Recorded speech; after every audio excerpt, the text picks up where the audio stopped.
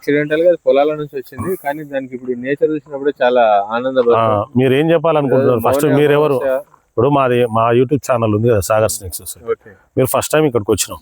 మా forest officers Vijay sir కూడా ఉన్నారు, సెక్షన్ ఆఫీసర్ గారు ఉన్పర్తి. ఇప్పుడు మీరు ఏం చెప్పాలి? మీరు ఫస్ట్ టైం చూస్తున్నారు కదా, మీరంతా కూడా మీరు ఏ విధంగా ఫీల్ అవుతున్నారు? అసలు మీరు ఎందుకు చూడాలనుకున్నారు? యాక్చువల్గా నేను ఈరోజు చూడడానికి గల ముఖ్య కారణం ఏంటంటే, మౌని అమావాస్య రోజు ప్రకృతిలో ఉండే జీవులను కాపాడుతూ వాటితో పాటు ఈ పాములను ఒక రకంగా తీసుకొని నువ్వు వీటిని సర్వైవ్ చేస్తున్నావు అంటే నిజంగా ఇది ఒక గొప్ప భాగ్యం అనుకోవాలి. ఎందుకంటే భగవంతుడు ఒకటే చెప్తాడు, సర్వకోటి కూడా అన్ని నా లోపలనే ఉంటాయి, ప్రతి జీవి కూడా నాతో సమానం అని చెప్తాడు. ఏ జీవిని కూడా మనం హాని చేయకూడదు. బేసికల్గా ప్రకృతిలో జీవించే ప్రతి జీవికి మనకి ఎంత రైట్ ఉందో భూమి మీద దానిలోకి అంతే రైట్స్ ఉంటాయి. మనం ఏం చేస్తున్నాం అంటే అడవులను నరుకుతూ ఇట్లాంటి జీవులను నాశనం చేస్తూ వాటికి స్థానం లేకుండా చేస్తున్నాం. కానీ Krishna Sagar as my brother I feel very happy. ఎందుకంటే ఏదో రకంగా నేచర్కి ఇట్లా ఈ రకంగా సహాయపడుతున్నందుకు నాకు చాలా ఆనందంగా ఉంది. ఇంకొకటి ఈరోజు ప్రత్యేకంగా మౌని అమావాస్య రోజు మా తమ్ముడు వీటిని ప్రకృతిలోకి రిలీజ్ చేస్తున్నాడు. వీటిని ఎందుకంటే ప్రాణాలతో కాపాడి తెచ్చి వదులుతున్నందుకు ఎంతో కొంత అయితే యాక్చువల్గా మనం ఏదో ప్రకృతికి సాయం చేస్తున్నాం నేనైతే అనుకోను. ఐ మీన్ నా ఇండివిజువల్ ఫీలింగ్. ఎందుకంటే మనకు తెలియకుండానే ప్రకృతి మనకు ఎంతో ఇస్తుంది. అందులో జస్ట్ ఉదాహరణ ఏంటంటే, జస్ట్ మనం 30 సెకండ్ కూడా మనం గాలిని ఆపుకోలేము అనమాట. బతకాలంటే కూడా నిరంతరం మనకు ఆక్సిజన్ అవసరం. అంటే మనకు తెలియకుండానే మీరు అన్నట్లు ప్రకృతి చాలా ఇచ్చింది అనమాట మానవ జాతికి. బట్ ఏం చేస్తున్నాం అంటే మనం అందరం చాలా బిజీ లైఫ్ లో ఉండడం వల్ల, ఎవరికి వాళ్ళు బిజీగా ఉండడం వల్ల వాటిపైన ఎవరు ఎక్కువ శ్రద్ధ పెట్టడం లేదు. ఎలాగో నేనైతే ఖాళీగానే ఉన్నా, నువ్వు చెయ్యన్నట్టు మీరు అన్నట్టు ఆ దేవుడు నాకు. కానీ హ్యాబిచువేషన్స్ అనేటివి అందరికి డిఫరెంట్ గా ఉంటాయి. నువ్వు ఇట్లా ప్రాణులను కాపాడేటందుకు ఒక హ్యాబిచువేషన్ ఐడెంటిఫై చేసుకున్నందుకు రియల్ గా ఇది చాలా మంచి హ్యాబిచువేషన్. దానిలో కూడా కొంతమంది హ్యాబిచువేషన్ కు సిగరెట్ అలవాటు చేసుకుంటారు, కొంతమంది మందు అలవాటు చేసుకుంటారు. రకరకాల అలవాట్లు ఉన్నా కూడా నువ్వు ఈ రకంగా ప్రాణులను కాపాడుకోవడానికి నువ్వు ఒక మంచి హ్యాబిచువేషన్. రియల్ గా ఇన్ని ప్రాణాలను కాపాడుతున్నావు అంటే కొంచెం ఇది చెప్పండి. ఏముంది కదా, ఇది ఊల్ఫ్ అన్నమాట. మీరు సెర్చ్ చేసింది ఇది కాదు. నేను జస్ట్ మిమ్మల్ని కన్ఫ్యూజ్ చేయాలని ఫస్ట్ మీకు అది ఇచ్చిన. చూడండి, ఇంకా ప్రయత్నం చేయండి.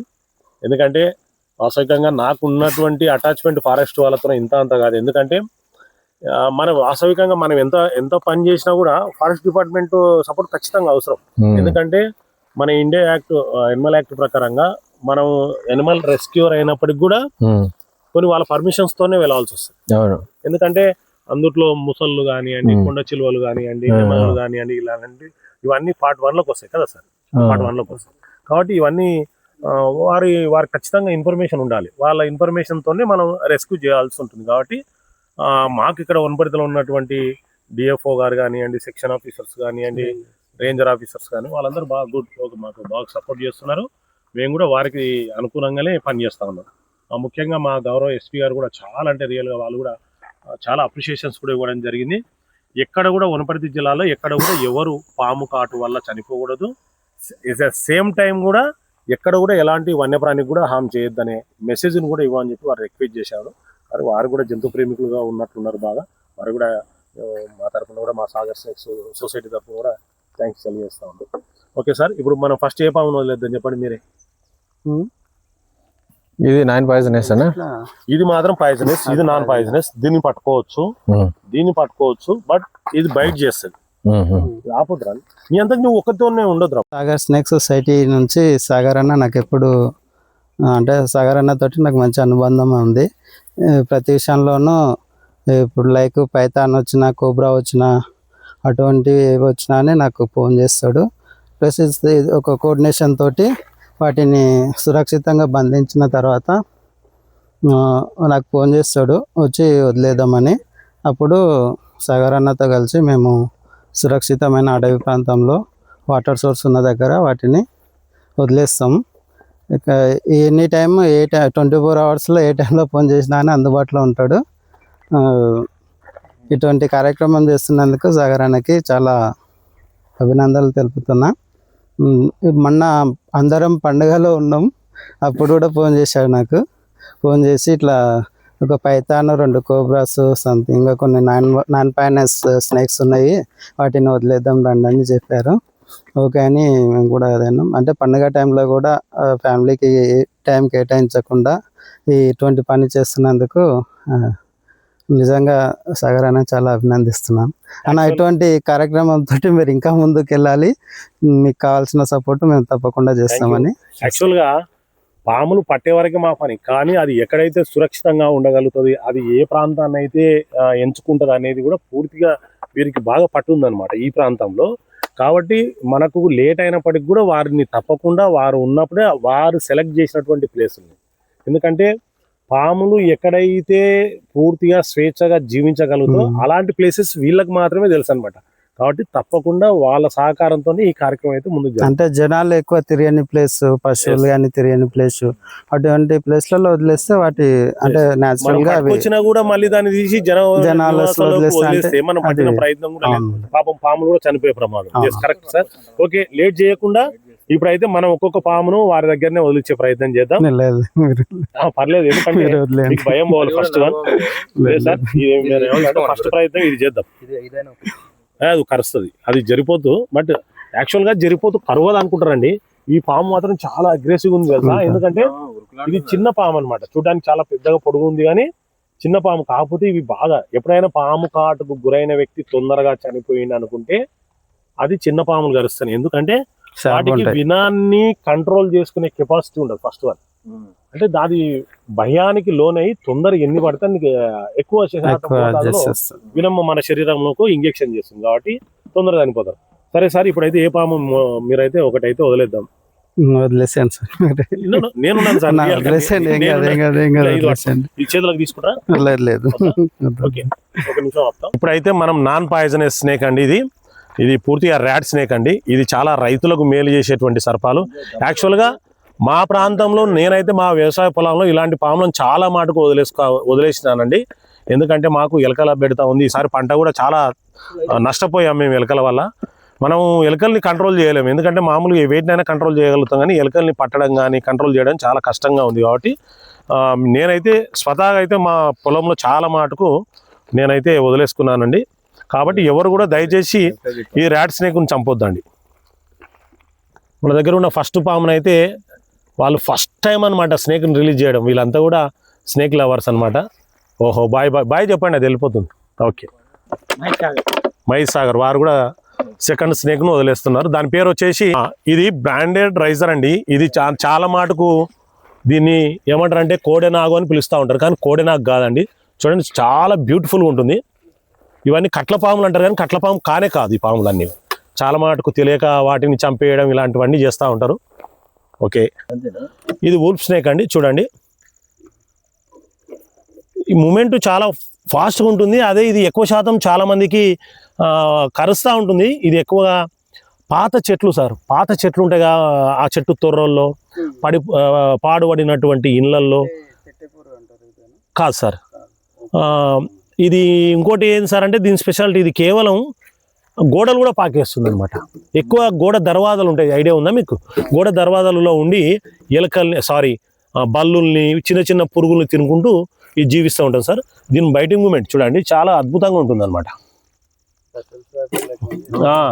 సేమ్ అలాగే ఉంటుంది. ఓ, దీన్ని వూల్ఫ్ స్నేక్ అంటారు. డిఫరెంట్ ఉంటుంది అనమాట. ఇంకా అయిపోయింది, పోయింది. హ్యాపీగా బతుకుతుంటాయి ఇక్కడ అవి. సార్, అంటే దానికి ఎక్కడానికి సపోర్ట్ ఏం లేదు. ఓకే, పక్కన అంటే పక్కన సపోర్ట్ ఎక్కడానికి ఏం లేదు. అది ఎట్లా వెళ్ళిందో వెళ్ళు, దానికి వెళ్ళి ఇట్లా చుట్టుకొని ఉన్నది. ఇవి నేను ఇందాక చూపించిన పాము ఖచ్చితంగా ఎక్కుతుంది సార్. కట్ల పాము.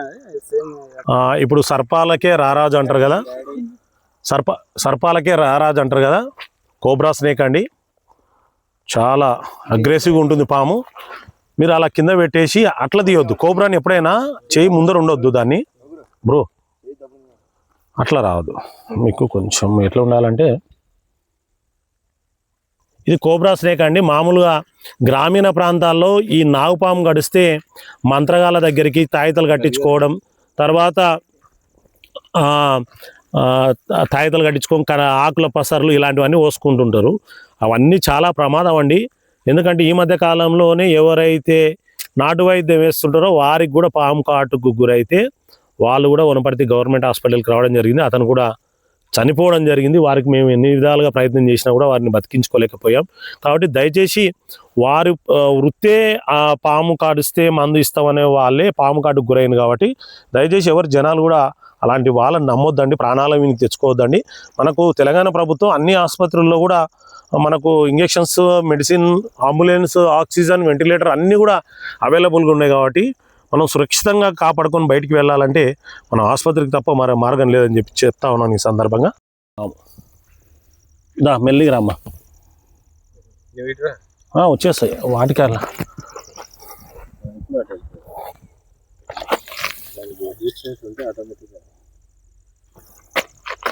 ఓ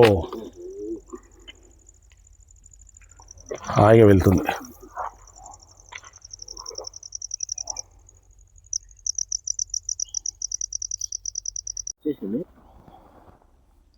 మెల్లిగా ఓపెన్ చేయండి. ఓపెన్ చేసి అదే పెట్టుకొచ్చేస్తుంది వచ్చేస్తుంది.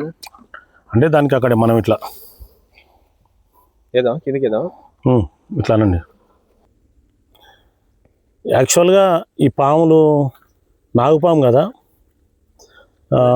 చాలా మటుకు ఈ పాము కరిస్తే మనకు న్యూరో సిస్టమ్ అంటారు, అంటే నాడీ వ్యవస్థను పూర్తిగా విచ్ఛిన్నం చేసేటువంటి విషం. అంటే మామూలుగా క్యాజువల్గా విషం అంటారు కానీ యాక్చువల్గా విషం కాదండి, వినం. అది హై ప్రోటీన్ సార్.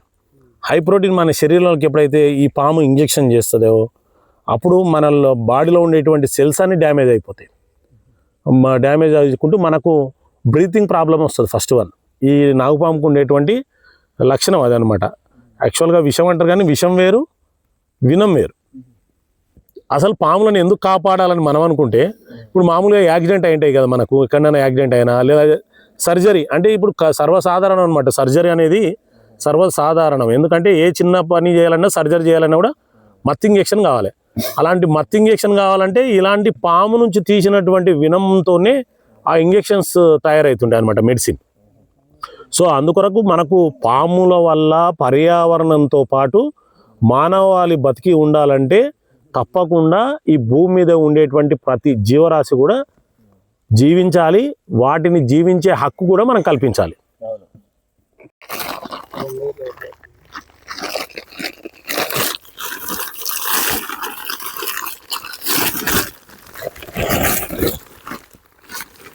అందా గొప్ప వాడు నోరు తెరిచిండు వాడు ఇప్పుడు.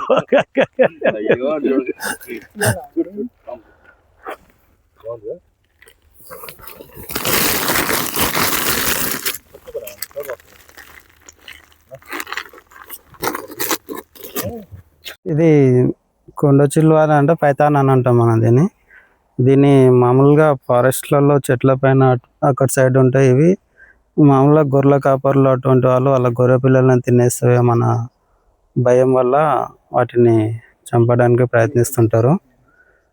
ఇది ఒకవేళ ఫారెస్ట్లో దీన్ని చంపినట్లయితే ఇది షెడ్యూల్ 1 ఎనిమల్ కిందికి వస్తుంది. కాబట్టి వైల్డ్ లైఫ్ ప్రొటెక్షన్ యాక్ట్ 1972 ప్రకారం అదే శిక్షకు అర్హులు అవుతారు. కాబట్టి వాటిని కనిపించినప్పుడు వాటికి దూరంగా వెళ్ళిపోతే అవి మనం ఏం చేయవు. చాలా మటుకు గొర్రెల కాపర్లు ఏం చేస్తారంటే మామూలుగా అంటే వాళ్ళ జీవనోపాధిలో భాగంగా ఫారెస్ట్లోకి వస్తారు ఫస్ట్ అని. ఎందుకంటే యాక్చువల్గా మేకలకు దీనిలోకైతే ఫారెస్ట్లకు ఎంట్రీ ఉండదు. అది ఎందుకంటే ఫారెస్ట్లో చెట్లు ఉంటాయి కాబట్టి చెట్లు డ్యామేజ్ చేస్తాయనే ఉద్దేశంతోనే వాటికి రావద్దు. ఇన్ కేసు వచ్చినా కూడా వాళ్ళు ఏం చేస్తారంటే మాకు గొర్రెలను తింటుండే, పశువులను తింటుండే అని చెప్పేసి వాటిని చంపడం జరుగుతుంది. సో వారికి తెలియదు. ఎందుకంటే ఈ సందర్భంగా వాళ్ళకి తెలియజేయడం అంటే ఇది ఇందాక మనకు సెక్షన్ ఆఫీసర్ చెప్పినట్టు అది ఎనిమల్ యాక్ట్ 1లోకి వస్తుంది. అంటే మనము ఒక పెద్ద పూలిని చంపినా, ఒక నెమల్ని చంపినా, ఒక జింకను చంపినా, ఒక కొండ చిలువను చంపినా కూడా ఇవన్నీ చాలా శిక్షతో కూడుకున్నటువంటి సందర్భాలు. కాబట్టి మనం అనేక సందర్భాలు చూసిన తరతరాల ఆస్తుల మీద కూడా ఆ శిక్ష అనేది కొట్టివేయడానికి రాదు. కాబట్టి దయచేసి మీరు అందరూ కూడా తెలియదు కాబట్టి మీకు ఇన్ఫర్మేషన్ పర్పస్ మాత్రం చెప్పడం జరుగుతుంది. ఏ పాము కనబడ్డా కూడా మీరు అందరు దూరంగా జరగండి. మీకు ఇంకేమన్నా అనిపిస్తే కూడా నాకు కాంటాక్ట్ చేయండి. నా నెంబర్ 9985545526 అండి. ఓకే, ఇప్పుడు నేను తల వదిలేస్తుంది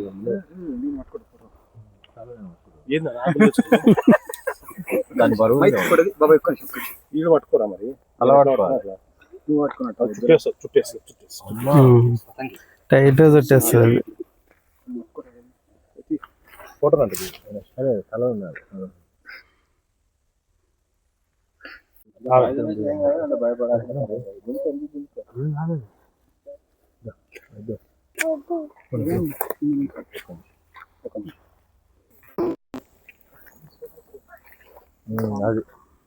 అది సో మనం ఈ పైతాన్ని కూడా రిలీజ్ చేస్తాం.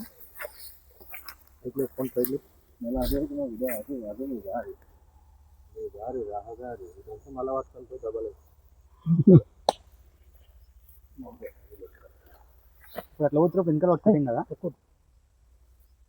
ఇట్లా పోతుంది వెనకాల పట్టుకుంటాం కదా. ఏం కాదు, పురాణం పట్టుకున్నాం. అది పైసనస్ కాదు కదా. ఏం చేయదు, ఏం లేదు, పట్టుకొని